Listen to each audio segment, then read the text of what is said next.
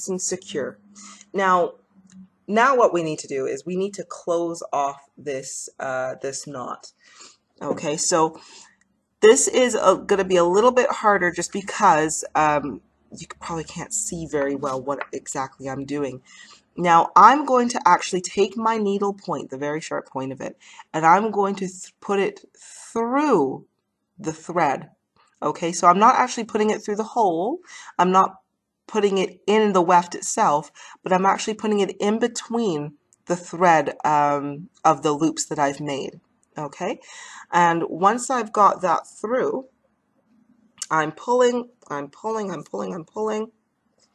and we are going to leave a little loop, and we're going to put our needle through the loop, and we're going to do that twice. Just the kind of same way we've made our knot. We're putting this in twice, and then we pull that super tight. Okay, pulling it nice and tight. Okay, and just like we did as well with our knot, we're going to take this apart and we're going to pull it again. And pulling it really tight. Again, I'm able to do to pull so tight on this because I'm using the nylon thread. I can't stress enough, if you pull as hard as I'm making it seem like I'm pulling, which is pretty hard, you're going to snap any sort of cotton thread or regular stitch thread through. Okay, so now we're going to cut again about 1 to 2 millimeters away from that that knot that we've just made, and there we have it. That is one side of the hair clippy sewn in. Now what's great about this is you can barely see it. From the back, it's completely seamless and you have no clue that a clip is sewn onto it. And from the front, again, the knots are so small but yet so tight that they are also barely visible. So now what you're going to want to do is just repeat those steps for all of the holes that you have. So we're going to do that one more time, and I'm just going to do it really quickly just so you can see how I'm doing it. So again, I'm doing my knot.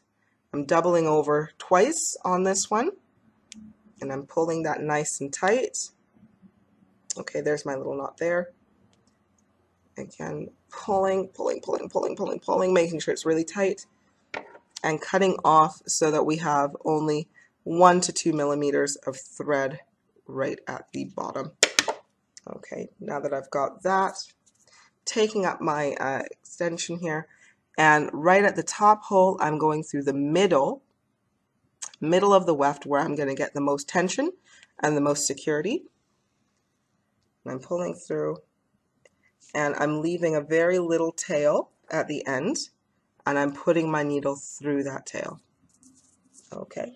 What we do want to also make sure is sometimes when you're doing this, the thread is going to want to fall to the side of your extension. You don't want that. You want that thread to remain at the top, just the way a bra strap goes over your shoulder. It doesn't go on the side, it goes right on the top. So if your thread is tending to go to the side, you're going to just want to keep your finger on it while you're pulling to keep it at the top. Okay, and then we're going to pull again. So I've got that one knot. So that's my first loop. I'm going to put my needle through again, and to make my second loop,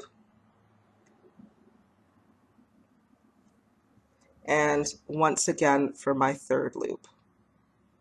Making sure each time that I'm going in the middle of the weft, okay, to get the most security. And I'm going over like a bra strap. Okay, so that's 3 done. And at the end, I'm going to go in between, and remembering to pull individually on individual strands to make sure all of the thread is nice and uniform there. And I'm now going to go in between my loops, the thread in my loops. Be careful not to stab yourself like I just did. Okay, at this point, it may be a little bit difficult to see it as well, so do take your time, as much time as you need.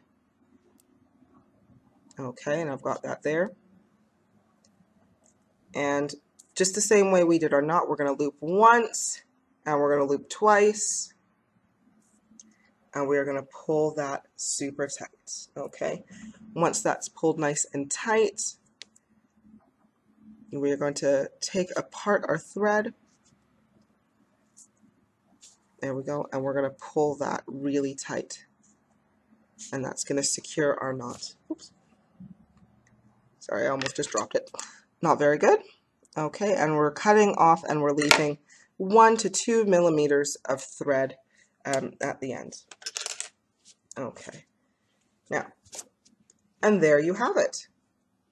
A clip-in extension has been made, and that's it. Okay, once you are finished, you're going to, of course, have all of your extensions there, and they will work as per normal. This is a clip-in. Now, I am going to do another video, of course, to show you how to apply the extensions. However, my hair is quite short, and I will need a volunteer for that. So, yes. Right. Now, as the hair gets longer, and you're sewing on further clips, you're going to always want to follow a rule of thumb. So you always have, regardless of how long the extension is, one clip on each end. Okay, so for this one, this is about a 3-inch long piece here. I'm going to have one on each end. Now for this one, it's a bit longer.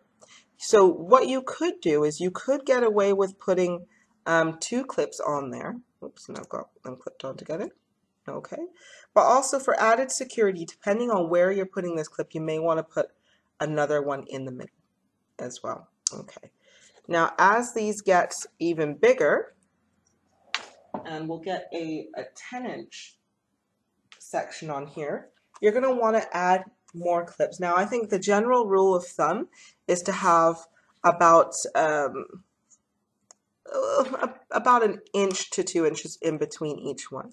So firstly, we're going to, for a longer piece, you're going to want to put, ooh, there we go, you can put, so a clip on each end, and then leaving about 1.5 centimeters, or sorry, 1.5 inches, not 1.5 centimeters, between each one, and there you're going to have it evened out.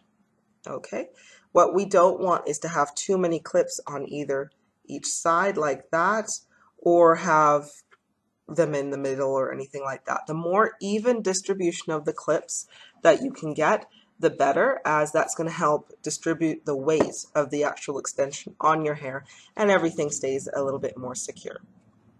Okay. Right. That is it for me on how to create your own custom-made clip-in extensions. Thank you ever so much for watching. If you do have any questions or queries, or you found any part of my really awkward way of explaining things very difficult to understand, no judgment, I know I'm terrible at this sometimes, then please do either message me or hit me up on Facebook or email or anything like that, or give me a call, and I'll be more than happy to explain it in a more understandable way. And I apologize. Right, that is how I make clip-in extensions. To follow, I will, as soon as I do have a volunteer, I will have a video explaining how to actually apply the clip-in extensions, you know, how to backcomb them and really make sure that they are secure. But until then, at least you know how to make them, and please do experiment with yourself as well. Thank you ever so much. Please check us out on Facebook, www.facebook.com/Nessas Hair Extensions, or you can also check out the website at www.nessashairextensions.com. And we always have some great discounts and promotions on as well. So I really hope to see you there. Thank you. Bye.